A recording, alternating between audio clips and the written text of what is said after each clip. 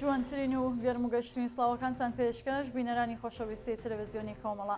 یارمەسی هاوڕێیان هاوکارم لە خزمەتتانجام بۆ پێشکەشکردنی گەشتی هەواڵەکانی ڕۆژی هەینی سەرەتا سەردێڕی گرنگترین هەواڵەکان.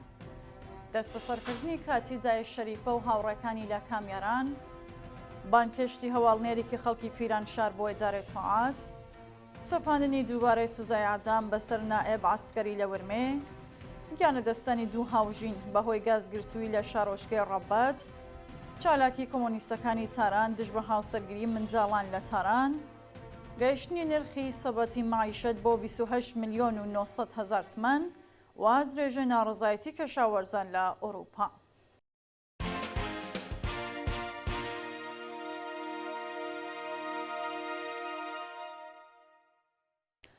درێژی هەواڵەکان ڕێزگرتن لە یادی فەرێدون مەحموودی لە شاری سەقز. ڕۆژی پێنجشەممە 12 ڕەبەندانی 1402 بنەماڵی هەمیشە زیندوو فەرێدون مەحموودی لە گیانبەختکردوانی شۆڕەشی ژینە لەسەر مەزاری کۆبوونەوە و ڕێزیان لە بیرەوەریەکانی گرت. بەپێی راپۆرتەکان ڕۆژی پێنجشەممە هاوکات لەگەڵ ڕۆژی لە جایەکبوونی فەرێدون مەحموودی بنەماڵەیە هەمیشە زیندووە و ژمارەیەک لە خەڵکی ئازادیخوازی سەقز لەسەر مەزاری کۆبوونەوە و یادی تەواوی گیانبەختکردوانی ڕێگەی ئازادی و بەرابەریان بەرزڕاگرت. فەرێدون مەحموودی تەمەن 33 ساڵ لە ڕێکەوتی 28 خەرمانانی 1401 لە ڕەوتی شۆڕەشی ژینە بە تەقەی ڕاستە و خۆی سەرکوزگەرانی کۆماری ئیسلامی گیانی بەخت کرد. بەشداری بەرینی خەڵکی سەلاسی باوەجانی لە مەراسمی ناشنی تەرمی جەبار وەیسی. ڕۆژی پێنجشەممە 12 ڕەبەندانی 1402 خەڵکی ناوچەی سەلاسی باوەجانی بە شێوەیەکی بەرین بەشداری مەراسمی ناشنی تەرمی کۆڵبەری گیانبەختکرد و جەبار وەیسی لە گوندی جۆجار بوون و هاوخەمی خۆیان لەگەڵ بنەماڵەکەی جەربڕی. ڕۆژی دووشەممە 9 ڕێبەندان جەبار وەیسی تەمەن 30 ساڵ بە تەقەی هێزە سەرکوزگەرەکانی کۆماری ئیسلامی لە سنووری نەوسود بە سەختی بریندارکرا. ناوبراو ڕۆژی چوارشەممە بەهۆی قورسی برینەکانی لە نەخۆشخانەی چاڵەقانی کرماشان گیانی لەدەستا. ڕۆژی پێنجشەممە خەڵکی ناوچەی سەلاسی باوەجانی بە لێشاو بەشداری مەراسمی پرسە و سەرخۆشی ئەو کۆڵبەرە بوون و نەفرەت و تووڕەی خۆیان لە ڕژیمی کۆماری ئیسلامی دەربڕی. دەستبەسەرکردنی کاتی دایش شەریفە و هاوڕێکانی لە کامیاران. ڕۆژی پێنجشەممە 12 ڕێبەندان دایش شەریفە دایکی ڕامین حسەین پەناهی کە لەگەڵ زاوە و کشەکانی بۆ دیزاری بنەماڵەی پێشمان فاتحی چوو بوونە کامیاران لەلایەن هێزەکانی ڕۆژیمەوە دەستبەسەرکران. دایش شەریفە دوای دەستبەسەرکرانی لە کامیاران بە ئۆتۆمۆبیلەکانی ئێجارەی سڵاتی بۆ دایش شەریفە دوای دەستبەسەرکرانی لە کامیاران بە ئۆتۆمۆبیلەکانی ئێجارەی ئیسلاعات بۆ شاری سنە گوازرایەوە. بە وتەی بنەماڵی حسەین پەناهی ئێجارەی ئیسلاعاتی سنە هەڕاشەیان لە دایش شەریفە کردووە کە بۆی نییە لە گوندی قوڕوشای بشێتە دەرەوە. ئەگەر هۆشدارەکان لە بەرچاو نەگرێت ئەوە دەستبەسەر و ڕەوانەی زیندان دەکرێت. لە 3 ڕۆژی ڕابردوودا ئەمە دووهەمین جارەکە هێزەکانی حکوومەت ئەو جایکە دادخوازە دەستبەسەر و بێڕێزی بەخۆی و بنەماڵەکەی دەکەن. بانکشتی هەواڵنێرێکی خەڵکی پیرانشار بۆ ئیدارەی ئیسلاعات. ڕۆژی پێنجشەممە 12 ڕێبەندانی 1402 هەواڵنێرێکی خەڵکی پیرانشار بە ناوی ئاوات مامسەلیم ناسراو بە ئاوات بڕنۆ لەلایەن ئێجارەی ئیسلاعاتەوە بانکشت و لێپرسینەوەی لێکرا. بە پێ زانیاریەکان ئاوات بڕنۆ بەهۆی چالاکی لە تۆڕە کۆمەڵایەتیەکان و ئامادەکردنی راپۆرت لەسەر ڕێڕۆسمی سێ شاخەوانەکانی نەغەجە لە ڕۆژی 28 بەفرانباری 1402 هەروەها مەراسمی ناشنی تەرمی فریار ئەمینی پور وەرزشوانی لاوی سەقز بۆ ئەو ناوەندە ئەمنیەتیە بانکێشکراوە. شاینی باسەکە هێزەکانی حکوومەت دەستیان بەسەر مۆبایلیە و هەواڵنێرە گرتووە و لە ڕێگەی ئەکاونتی ئینستاگرامەکەی ڕاگەندراوێکیان لە دژی حەزبەکانی ڕۆژهەڵاتی کوردستان بڵاو کردوێتەوە. ئەوات مامسەلیم ڕۆژنامەوانی ماڵپەڕی کورد پەیامە و پاش چەند کاتژمێر ئازاد کراوە. برینداربوونی کۆڵبەرێکی مێرمەنجاڵ لە سنووری بانە. ڕۆژی سێشەممە 10 ڕێبەندان کۆڵبەرێکی مێرمەنجاڵی خەڵکی بۆکان بە ناوی ماردین ئەمینی بە تەقەی هێزەکانی ڕۆژیم لە سنووری هەنگەژاڵی بانە بریندارکرا. بەپێی راپۆرتەکان ڕۆژی سێشەممە کۆمەڵی کۆڵبەر لە سنووری هەنگەژاڵی بانە کەوتونەتە بۆ سێ هێزەکانی ڕژیم و ڕاستەوخۆ تەقەیان لێکراوە. لە کامیۆ هێرشەدا کۆڵبەرێکی منداڵ بە ناوی ماردین ئەمینی تەمەن 14 ساڵ بریندار و ڕەوانەیە نەخۆشخانەکراوە. بەڕێوەچوونی جەلسەی دادگایکردنی هێمن شاهی و 6 بەندکراوی دیکە لە ورمێ. بەپێ راپۆرتی کانونی مافی مرۆڤیێران دەستگای قەزای ڕۆژین بڕیاری داوە هێمن شاهی و 5 دەست بەسەرکراوی دیکەی شۆڕەشی ژینە لە شاری ورمێ پاش 16 مانگ بەلا تەکلیفی بە تۆمەتی محاربە و ئێفسادولفیل ئارز محاکمە بکات. بەپێوە راپۆرتە بڕیارە جەلسەی دووهەمی پێڕاگەیشتن بە پەروەندەی هێمن شاهی، فەرزاد و فەرهاد تاهازادە، فەریاد حەمزە شور، ڕەزا ئیسلام دوست و شەهرام معروف والا بڕیارە ڕۆژی 3 ڕەشەمەی 1402 لە لەقی 3 دادگای انقلابی ورمێ بەڕێوە بچێت. هێمن شاهی پێشتر بە محاربە لە ڕێگەی ئاگردانی ئەمواڵی گشتی، ئێفسادولفیل ئەرز و تێکزانی یاسایشی گشتی تۆمەتبار کرابوو. هەروەها 5 بەندکراوی دیکە ئەو پەروەندەش پێشتر بە محاربە و ئێفسادولفیل ئەرز تۆمەتبار کرابوون و مانگی ڕەشەمە چارەنووسیان دیاری دەکرێت. سەپاندنی دووبارەی سزای ئەعدام بەسەر نائێب عەسکەری لە ورمێ. ڕۆژی پێنجشەممە 12 ڕێبەندان نائێب عەسکەری بەندکراوی سیاسی خەڵکی ورمێ پاش محاکمەی دووبارە لەلایەن لەقی 2 دادگای انقلابی شەڕا بە تۆمەتی بەغی شەڕی چەکداری دژی نیزام بە ئەعدام محکوم کرا.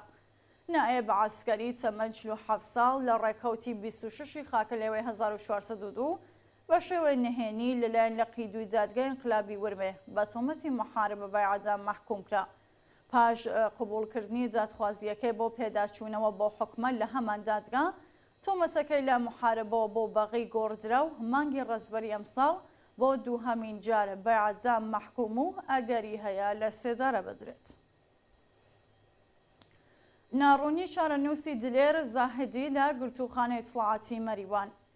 وێڕای سێپەڕبوونی 1 هەفتە بەسەر کاتی دەست بەسەرکردنی دلێر زاهدی هاوڵاتی خەڵکی مەریوان لەلایەن نێزارەتی دەسەڵاتەوە چارەنووسی بە ناڕوونی ماوەتەوە.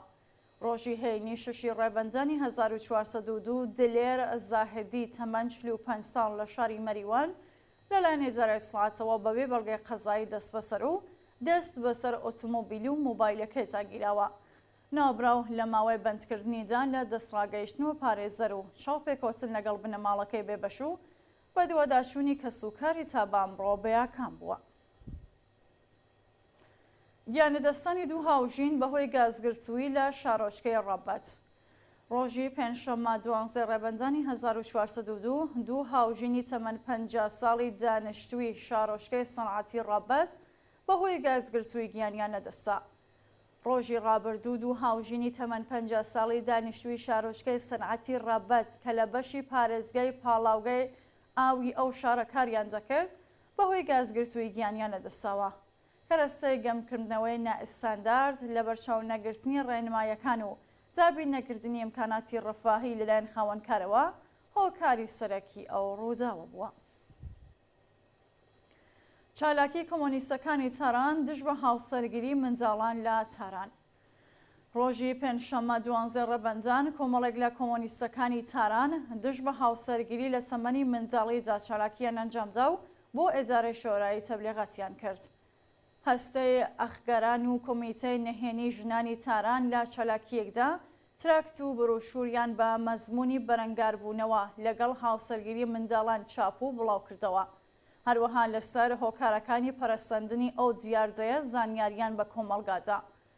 بەشداربووانی ئەو چالاکیە هەروەها بە نووسینی دروشم و بڵاوکردنی بڕوشوری هاوبەشی کۆمیتەی شۆڕەژگێرانە ئێدارەی شۆڕایی، شێوازی لە ناوبردنی پەیوەندیە کۆمەڵایەتیەکانی سەرمایەداری و لە ناوبردنی نابەرابەری لە نێوان چین و توێژەکانی کۆمەڵگەیان بۆ خەڵک ڕوون کردەوە.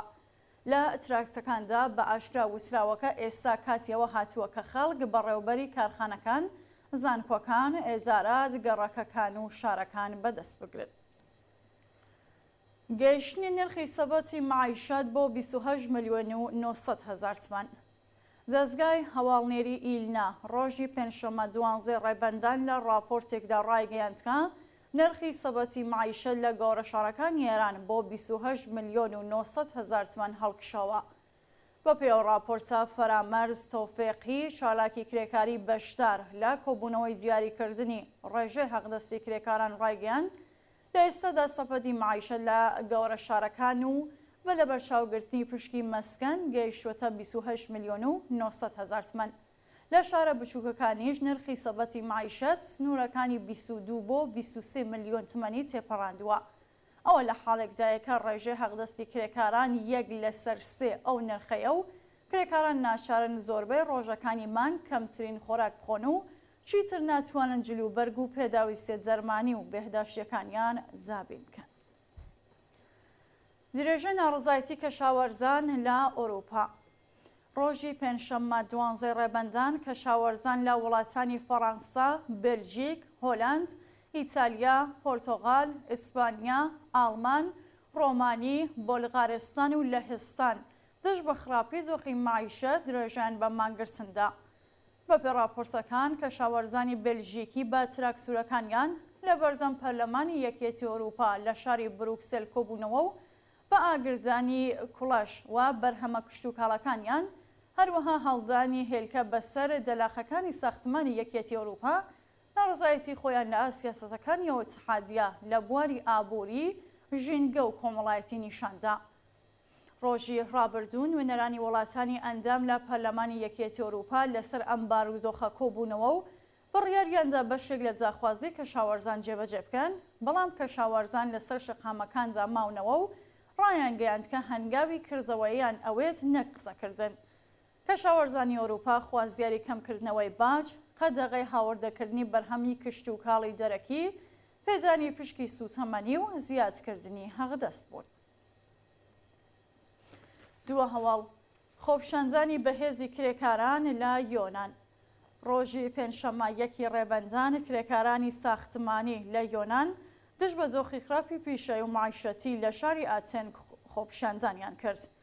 بە پێ راپۆرتەکان ئەو ڕێپەیوانە لەلایەن ئیتحادیە کرێکاریەکانی یۆنانەوە ڕێکخراوە و کرێکارانی ساختمانی لە ئاسکەمی هەقدەست، نەبوونی ئەمنیەتی پیشەیی، قەراردادی کاتی و نەبوونی بیمەی کارامە ناڕازین و خوازیاری گرێبەستی بە کۆمەڵ بۆ کرێکارانی ساختمانی و دابینکردنی ئەمنیەتی شوێنەی کار بوون. بینەرانی خۆشەویست هەواڵەکانتان پێشکەشکرا هەر شاد.